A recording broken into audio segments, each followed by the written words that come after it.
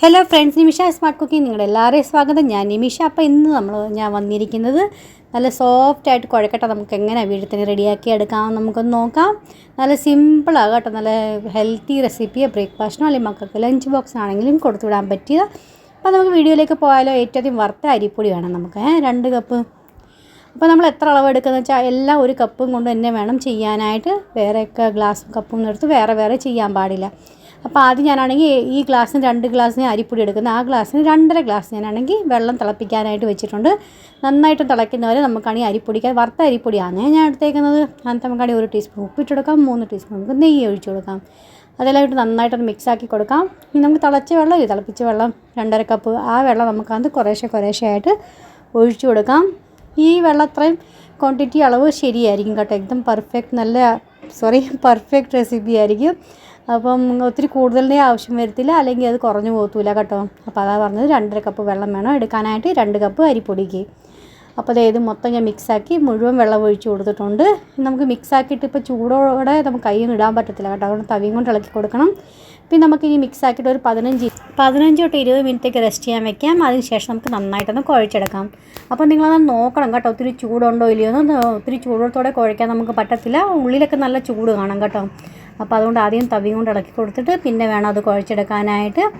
നന്നായിട്ട് കുഴച്ച് സ്മൂത്താക്കി എടുക്കണം കേട്ടോ, അല്ലെങ്കിൽ നമുക്ക് നന്നായിട്ട് ഉരുട്ടി നമുക്ക് സ്മൂത്താക്കി ഫിനിഷിംഗ് ആയിട്ട് നമുക്ക് കുഴക്കട്ട കിട്ടത്തില്ല. അപ്പോൾ അത് കാരണം കൊണ്ടാണ് ഇപ്പം തൊട്ട് നോക്കിയപ്പോൾ അകത്ത് ചൂടൊന്നുമില്ല, നന്നായിട്ട് നമുക്ക് തൊടാനൊക്കെ പറ്റുന്നുണ്ട്. അപ്പോൾ ആ നേരം കൊണ്ട് ഇതുപോലെ നന്നായിട്ട് അമർത്തി കുഴച്ച് നമുക്ക് റെഡിയാക്കി എടുക്കാം.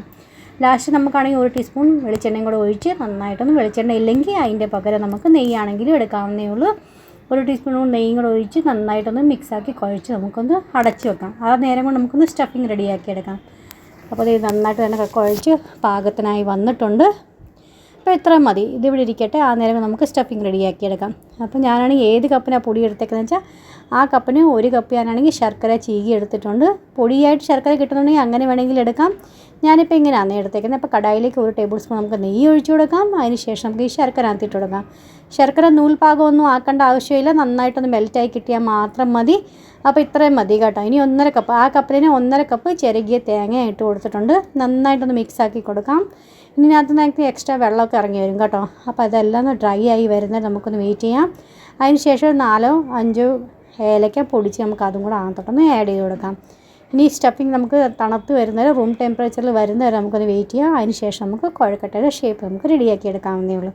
അപ്പോൾ ഇത്രയും മതി കേട്ടോ. ഒത്തിരി ഹാർഡാക്കേണ്ട ആവശ്യമില്ല, അല്ലെങ്കിൽ പിന്നെ ഭയങ്കര ഹാർഡായി പോകും കേട്ടോ. അപ്പോൾ ഈ പാകം മതി.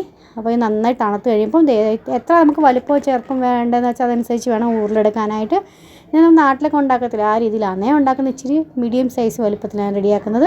ആദ്യം നമുക്ക് സ്റ്റഫിങ് അകത്ത് വെച്ച് കൊടുക്കാം. എന്നിട്ട് ഇതുപോലെ ഒന്ന് റോൾ ചെയ്തെടുക്കാം. എത്ര സിമ്പിളല്ല. നിങ്ങൾക്ക് അങ്ങനെ തോന്നുന്നുണ്ടെങ്കിൽ, നിങ്ങളുടെ കൈ ഒട്ടിപ്പിടിക്കുന്നത് തോന്നുന്നുണ്ടെങ്കിൽ കയ്യിലൊക്കെ ഇച്ചിരി നെയ്യോ അല്ലെങ്കിൽ എണ്ണയും തടവി കൊടുത്താൽ മതി. അപ്പോൾ നമുക്ക് തീരെ ഒട്ടത്തില്ല കേട്ടോ. നല്ല ഷേപ്പായിട്ട് എടുക്കാവുന്നേ ഉള്ളൂ.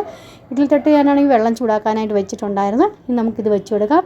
ഒരു 15 മിനിറ്റത്തേക്ക് നമുക്ക് ഹൈ ഫ്ലെയിമിലൊന്ന് വേവിച്ചെടുക്കാവുന്നേ ഉള്ളൂ. അത്രയും നേരം നമ്മുടെ കുഴക്കട്ട റെഡിയായി കിട്ടും. എത്ര സിമ്പിളല്ലേ. നിങ്ങൾ തീർച്ചയായിട്ടും ട്രൈ ചെയ്ത് നോക്കിയിട്ട് നിങ്ങൾക്ക് എങ്ങനെയാണ് ഇഷ്ടപ്പെട്ടോ ഇല്ലയോ എന്ന് അറിയിക്കുക. നന്നായിട്ടൊന്ന് റൂം ടെമ്പറേച്ചർ നന്നായിട്ട് വെന്ത് കഴിയുമ്പം കുറച്ച് നേരത്തേക്കൊന്ന് റെസ്റ്റ് ചെയ്യാൻ വെക്കണം കേട്ടോ. അതിന് ശേഷം എടുത്താൽ മതി. അപ്പോൾ നന്നായിട്ട് ഫിനിഷിംഗ് ആയിട്ട് നമുക്ക് എടുക്കാൻ പറ്റും. അപ്പോൾ ഇത്രയേ ഉള്ളൂ ഇന്നത്തെ വീഡിയോ എല്ലാം നിങ്ങൾക്ക് ഇഷ്ടപ്പെട്ടു എന്ന് വിചാരിക്കുന്നു. ഇഷ്ടപ്പെട്ടെങ്കിൽ പറയാവുന്നതുകൊണ്ട് ലൈക്ക് ചെയ്യാനും ഷെയർ ചെയ്യാനും സബ്സ്ക്രൈബ് ചെയ്യാനും മറന്നുപോലെ.